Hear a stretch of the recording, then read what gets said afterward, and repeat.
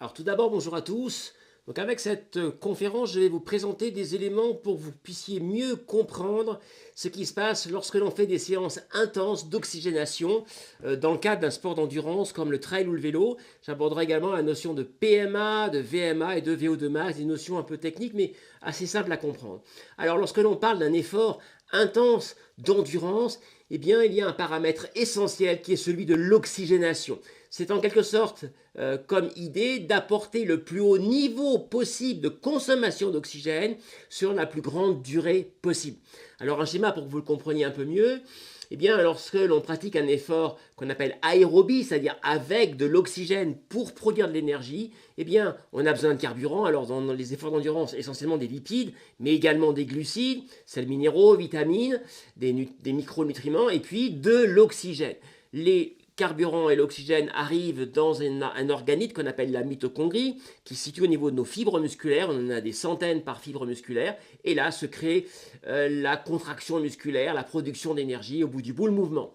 Alors, l'oxygène étant fondamental, comment on peut l'améliorer? Eh bien, on a deux axes de développement. Tout d'abord, celui de la capacité maximale à capter de l'oxygène. Alors, au niveau des alvéoles pulmonaires, alors malheureusement, cet aspect-là peut être très peu développé parce qu'après l'adolescence, eh bien, la marge de progression est assez limitée. Deuxième axe, c'est celui de la vitesse d'arrivée précisément dans nos fibres musculaires de l'oxygène une fois qu'il a été capté par nos alvéoles pulmonaires. Et là, par contre, on a une bonne marge de progression.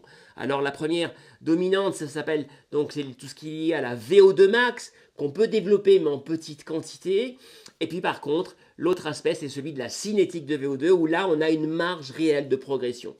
Alors, qu'est-ce qui se passe au niveau de l'athlète performant et de l'athlète peu aguerri au niveau de cette fameuse cinétique de VO2? Eh bien, l'athlète aguerri, il a une très rapide cinétique. Hop, il va très très vite chercher un haut niveau d'oxygénation, ensuite il le garde en plateau. Là, par exemple, de manière théorique, dans 2 minutes. L'athlète peu aguerri, regardez ce qui va se passer, la cinétique est très lente. Elle est très lente, voilà par exemple en manière théorique 4 minutes. Donc il lui faut du temps avant d'aller capter ce haut niveau. Et donc l'idée c'est de s'entraîner par des séances spécifiques pour arriver à ce niveau d'optimisation. Alors l'athlète entraîné qui a une cinétique lente, attention, il va falloir prendre en compte cela. On ne peut pas mettre des fractionnés très très très courts parce que, eh bien, il ne va pas optimiser ces fractionnés très très courts. Il faut lui mettre des fractionnés un tout petit peu plus longs, puis ensuite on va réduire pour arriver vers la courbe de l'athlète aguerri. Alors, des fondamentaux sur ces séances, eh bien déjà au niveau de l'échauffement, il doit être de qualité, il faut qu'il arrive à la fin de votre échauffement au niveau du seuil 1, il y a déjà une bonne ventilation avec quelques accélérations qui vont permettre de déverrouiller en fait les dernières résistances ventilatoires et de booster l'activité hormonale dont vous avez besoin sur les efforts intenses. Puis le nombre de répétitions dans les fractionnés doit être important parce que vous avez compris, il faut tenir un plateau. Donc il faut un certain nombre de fractionnés. Voilà, la séance ne peut pas se faire avec 3-4 fractionnés. Il faut un certain volume. Ensuite, très très important, les temps de contre-effort. Ce qu'on appelle le contre-effort, c'est les temps de relâchement entre les fractionnés. Ils doivent être pincés, ils doivent être contrôlés. On ne peut pas descendre trop bas, on va le voir avec des séances plus précisément, pour pas qu'il y ait trop de rupture de l'oxygénation. Sachant qu'il y a un rapport entre la fréquence cardiaque et évidemment la consommation d'oxygène jusqu'à un certain point. Alors, des exemples de séances de cinétique de VO2, en voilà une par exemple, 45 secondes d'effort, 45 secondes de relâchement. Alors avec ici 2 blocs de 10 fois et 10 répétitions à chaque fois. Alors pour un athlète aguerri, ça peut être 3-4 blocs. L'athlète aguerri, la récupération peut être beaucoup plus pincée, 15 secondes, hein, la moitié du temps de l'effort. L'idée étant de rester sur ce plateau là qui se visualise par la fréquence cardiaque. Alors, on est au niveau du seuil 2. Alors, je rappelle que le seuil 2, c'est le seuil d'intensité où on peut tenir environ 45 minutes à 1 heure au grand maximum en continu. 90-95% de la fréquence cardiaque. Je reviendrai sur les comparatifs pour vous montrer qu'il y a une prudence à avoir. Voilà, et ensuite, eh bien, vous voyez, on ne descend pas trop bas. Ce que je vous disais, la récupération est pincée. On maintient ce haut niveau. Et idem entre les blocs, eh bien, 3 minutes, pas très long, et on contrôle pour rester quand même au niveau 1, pas au seuil 1, pardon, pas trop descendre, parce que si on descend trop, eh bien, on n'optimisera pas tout de suite. On va rester par là, et on va monter plus lentement. Deuxième séance, la séance de yo-yo, qui est une séance donc typiquement de cinétique de VO2. Là, on monte sur le seuil 2 et ensuite on va faire un yo-yo. 2 minutes un peu au-dessus du seuil 2, 1 minute un peu en dessous. 2 minutes au-dessus, 1 minute un peu en dessous. Et ainsi de suite, comme ça, on va tenir 15, 20, 30 minutes parfois. Voilà, pour des séances qui sont tout à fait intéressantes de ce point de vue-là. Autre séance, c'est la séance de balayage. Là, on va monter par palier. Alors, ça peut être 3 minutes les paliers, alors 3, 4, 5 minutes suivant le niveau. Et on va à chaque fois augmenter, alors soit de fréquence cardiaque, soit idéalement, et bien si on a un capteur de puissance, on verra l'intérêt, et bien on monte à chaque fois la puissance. Et on va aussi balayer tous les niveaux d'intensité, tous les étages. C'est aussi, on peut l'appeler aussi une séance à étages, l'escalier. Et on peut arriver bien au-delà du seuil 2. Là, c'est le seuil 2, mais on peut monter quasiment jusqu'à la fréquence cardiaque maximale. Alors maintenant, deuxième axe, c'est la VO2 max. Alors cette VO2 max, je vous l'ai dit, on ne peut pas trop l'augmenter. 10-15%, c'est déjà beaucoup avec les entraînements. Alors qu'est-ce que c'est? Eh bien, c'est cette capacité maximale que vous êtes capable de capter par unité de temps, je dirais 1 minute, et on peut la tenir environ 4-5 minutes maximum. À cette VO2 max correspondent deux indicateurs, soit la puissance maximale aérobie, soit l'allure, la vitesse maximale aérobie. Attention, je précise que ça, c'est la puissance ou l'allure à votre meilleure oxygénation. Maintenant, si vous êtes sur un effort qui est ce qu'on appelle anaérobie, c'est-à-dire sans apport d'oxygène, un effort explosif, hyper court et intense, évidemment, vous allez être au-dessus de votre 100% de PMA. Un sprinter qui fait un 100 mètres, il est bien au-dessus de sa VMA. La VMA étant l'allure qu'on tient 4-5 minutes. Idem pour un sprinter en vélo, il va se retrouver à 130, 140, voire parfois plus, de sa PMA.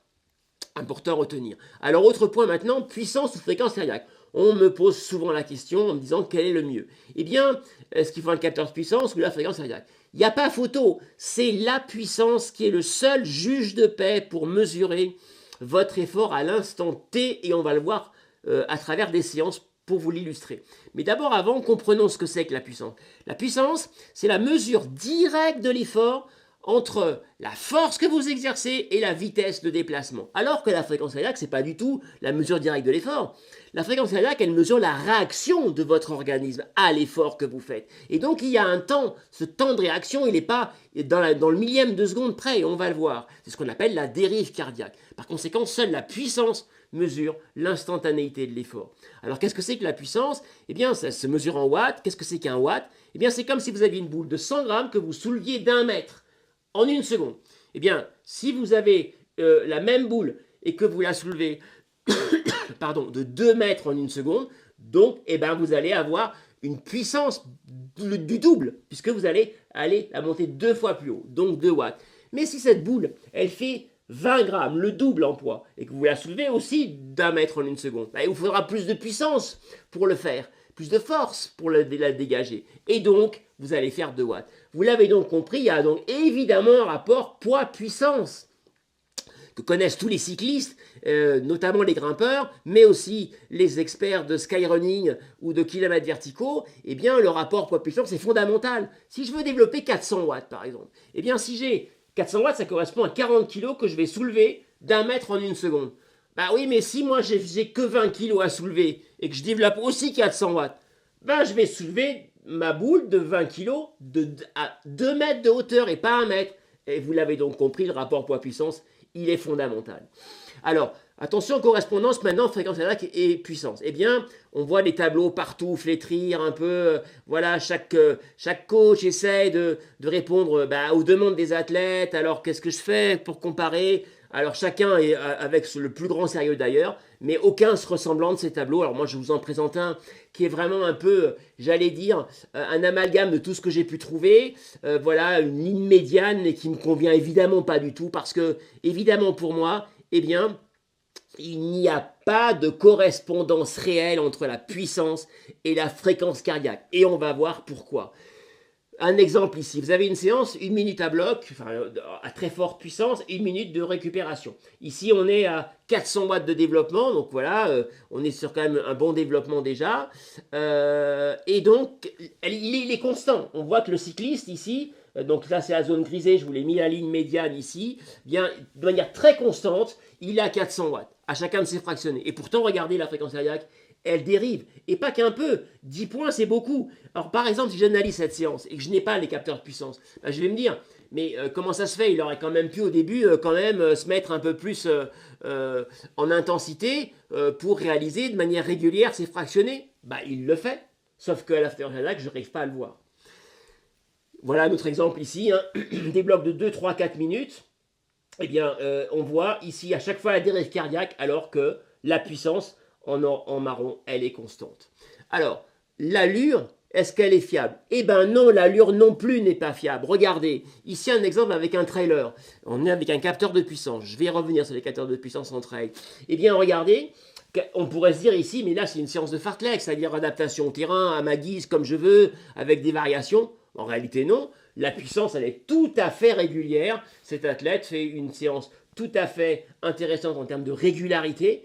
Et alors qu'en fait, l'allure, elle n'est pas du tout constante. On voit donc ici qu'il n'y a pas de lien réel entre l'allure et la puissance que vous dégagez, notamment en trail. Alors en course à pied, évidemment, si vous faites le marathon de Berlin, ce sera beaucoup plus évident à faire la correspondance, mais sur un trailer, il n'y a pas de correspondance et la VMA et les pourcentages de VMA par rapport à un trailer, ça n'a pas de sens.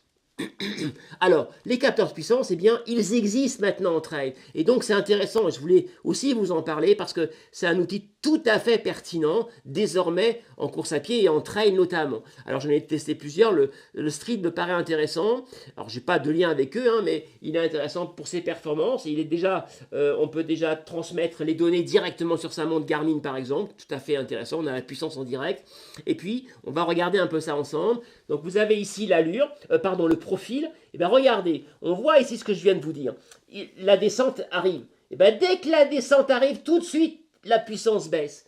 C'est instantané, il n'y a pas de dérive. C'est au moment où l'athlète baisse sa puissance, on est dans une descente, instantanément ça se voit. Dans la montée, pareil. La montée commence immédiatement, la puissance en marron se lève. Ça, c'est vraiment intéressant pour repérer cet aspect-là. Deuxième aspect, tout à fait pertinent, ce sont les taux de charge d'impact. Cette donnée-là est tout à fait...